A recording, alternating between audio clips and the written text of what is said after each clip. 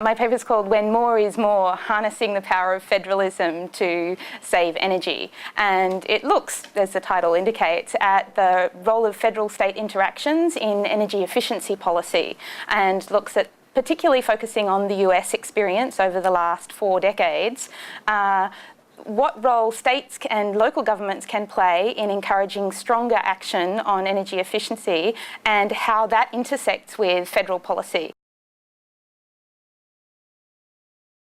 My conclusion is, the title says, more is more, that the dynamic interaction between different levels of government gets you much better energy efficiency outcomes and secures the benefits from more efficient use of energy than if you quarantined the power of energy efficiency policy to one level or another.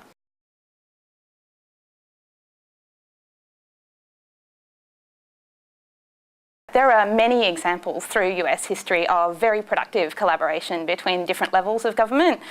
So, for example, on appliance efficiency standards, the states can set standards for new appliances that different states collaborate, they start to build up a pattern of activity, and then the federal government capitalises on that state experience and the demonstrated benefits by establishing a national standard, which then applies to all states. And so it brings everyone, including the laggards, up to speed.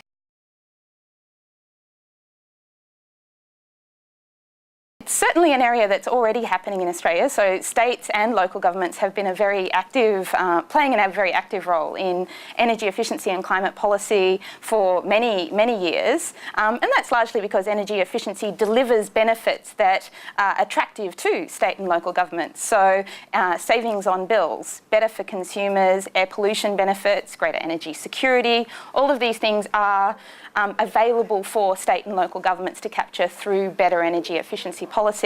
But there's some tensions that we're starting to see in the Australian debate, particularly with the introduction of the emissions trading scheme.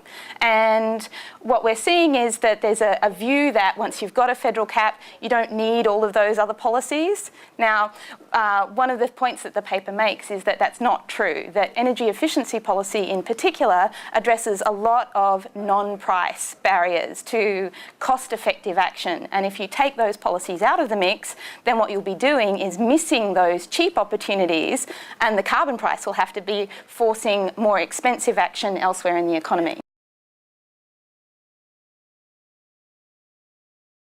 With the introduction of the carbon price package, a number of state programs either have been already or will be wrapped up.